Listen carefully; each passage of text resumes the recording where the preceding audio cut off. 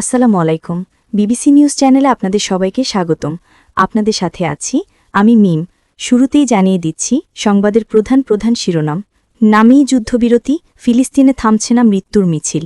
গত ৫০ দিনে ৬০০ বার চুক্তি লঙ্ঘন করেছে ইসরায়েল, নিহত হয়েছেন ৩৫৭ জন ফিলিস্তিনি।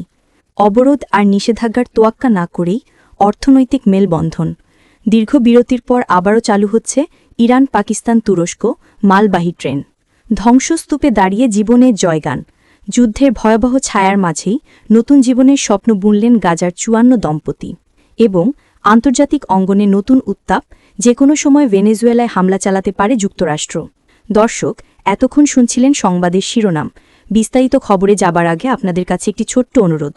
দেশ বিদেশের গুরুত্বপূর্ণ সব খবর এবং সঠিক বিশ্লেষণ সবার আগে পেতে আমাদের চ্যানেলটি এখনই সাবস্ক্রাইব করুন আর পাশে থাকা বেল আইকনটি চেপে দিন, যাতে আমাদের কোনো আয়োজন আপনারা মিস না করেন। ভিডিওটি ভালো লাগলে লাইক ও কমেন্ট করে আমাদের সাথেই থাকুন।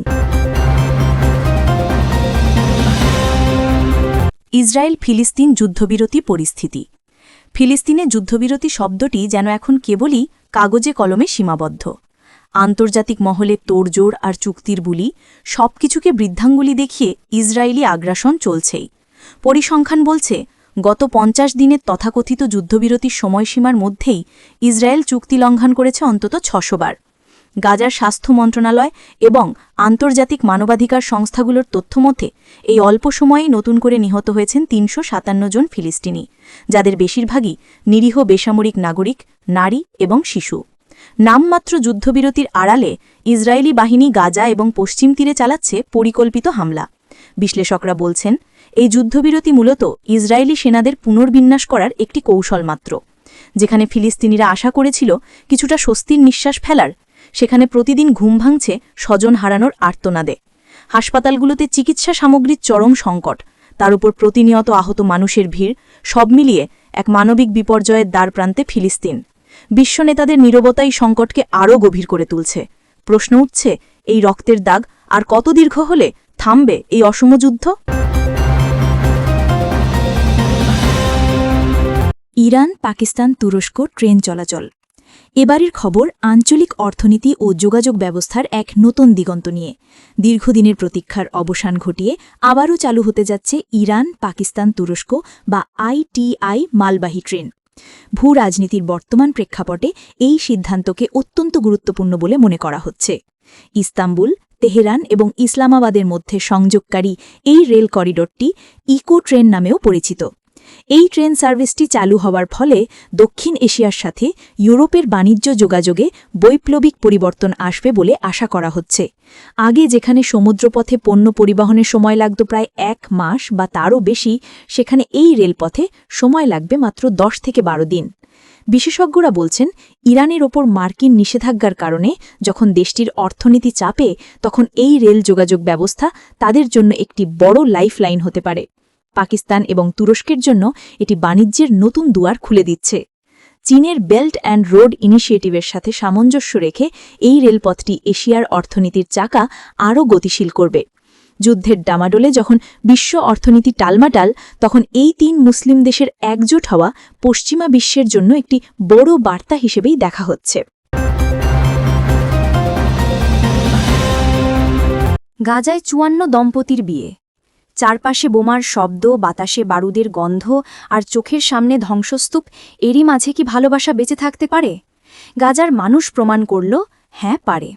মৃত্যু আর ধ্বংসের ভয়াল ছায়ার নিচেই নতুন জীবনের স্বপ্ন বুনলেন গাজার ৫৪ জন দম্পতি। সম্প্রতি গাজায় আয়োজিত এক গণবিয়েতে অংশ নেন এই তরুণ-তরুণীরা। জাঁকজমকপূর্ণ কোনো আয়োজন ছিল না আতশবাজির ঝলকানি, কিন্তু যা ছিল তা হল অদম্য সাহস আর বেঁচে থাকার প্রবল আকাঙ্ক্ষা। বরকনের সাজে তারা যখন ধ্বংসস্তূপের পাশ দিয়ে হেঁটে যাচ্ছিলেন, তখন তা যেন বিশ্বকে দিচ্ছিল এক নীরব বার্তা। তোমরা আমাদের ঘর ভাঙতে পারো, কিন্তু আমাদের স্বপ্ন আর ভবিষ্যৎ গড়ার সাহস ভাঙতে পারবে না। এই বিয়েতে উপস্থিত স্বজনরা জানান, যুদ্ধের কারণে অনেকেই তাদের পরিবারের সদস্যদের হারিয়েছেন, কেউ হারিয়েছেন সেই সম্বলটুকুও। কিন্তু ফিলিস্তিনিদের প্রতিরোধের আরেক নাম হল স্বাভাবিক জীবন চালিয়ে নেওয়া। এই ৫৪ দম্পতি যেন সেই প্রতিরোধেরই প্রতীক। তারা বিশ্বাস করেন, নতুন প্রজন্মের হাত ধরেই একদিন স্বাধীন ফিলিস্তিনের পতাকা উড়বে। ধ্বংসের মাঝেই বিয়ের আয়োজন প্রমাণ করে জীবন মৃত্যুর চেয়েও শক্তিশালী। ভেনেজুয়েলায় যুক্তরাষ্ট্রের হামলার আশঙ্কা। সংবাদের শেষ অংশে নজর দেব লাতিন আমেরিকার দিকে। আন্তর্জাতিক রাজনীতিতে নতুন করে উত্তাপ ছড়াচ্ছে যুক্তরাষ্ট্র ও ভেনেজুয়েলার সম্পর্ক। বিভিন্ন গোয়েন্দা তথ্য ও সামরিক বিশ্লেষকদের মতে যে কোনো সময় ভেনেজুয়েলায় সামরিক হামলা চালাতে পারে যুক্তরাষ্ট্র। তেল সমৃদ্ধ দেশ ভেনেজুয়েলার সাথে ওয়াশিংটনের বিরোধ দীর্ঘদিনের। নিকোলাস মাদুরোর সরকারকে উৎখাত এবং ভেনেজুয়েলার বিশাল তেলের রিজার্ভের ওপর নিয়ন্ত্রণ প্রতিষ্ঠা যুক্তরাষ্ট্রের মূল লক্ষ্য বলে মনে করেন অনেক বিশ্লেষক। সম্প্রতি ক্যারিবিয়ান সাগরের মার্কিন নৌবাহিনীর তৎপরতা বৃদ্ধি এবং ভেনেজুয়েলার সীমান্তে সামরিক মহড়া এই আশঙ্কার পারদ আরও বাড়িয়ে দিয়েছে। যুক্তরাষ্ট্রের দাবি ভেনেজুয়েলায় গণতন্ত্র পুনরুদ্ধার এবং মাদক চোরাচালান বন্ধ করতেই তাদের এই কঠোর অবস্থান। অন্যদিকে কারাকাস বলছে এটি তাদের সার্বভৌমত্বের ওপর সরাসরি আঘাত এবং তারা যে কোনো আগ্রাসন প্রতিহত করতে প্রস্তুত। রাশিয়া এবং চীন ভেনেজুয়েলার সমর্থনে এগিয়ে আসলে পরিস্থিতি আরও জটিল হতে পারে। ইউক্রেন এবং ফিলিস্তিন সংঘাতের মধ্যেই যদি লাতিন আমেরিকায় নতুন কোনো যুদ্ধ শুরু হয় তবে তা বিশ্ব অর্থনীতির জন্য ভয়াবহ পরিণতি ডেকে আনতে পারে।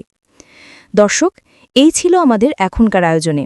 যুদ্ধের দামামা আর মানবিক সংকটের এই খবরগুলো আমাদের ব্যথিত করে, কিন্তু গাজার ওই নবদম্পতিদের মতো আমরাও আশায় বুক বাঁধি একদিন পৃথিবীতে শান্তি ফিরে আসবে। এতক্ষণ আমাদের সাথে থাকার জন্য আপনাদের সবাইকে আন্তরিক ধন্যবাদ। পরবর্তী নিউজ আপডেট দেখার আমন্ত্রণ জানিয়ে আজকের মতো এখানেই বিদায় নিচ্ছি। সবাই ভালো থাকুন, সুস্থ থাকুন এবং আপনার চ্যানেলের নাম এর সাথেই থাকুন। আল্লাহ হাফেজ।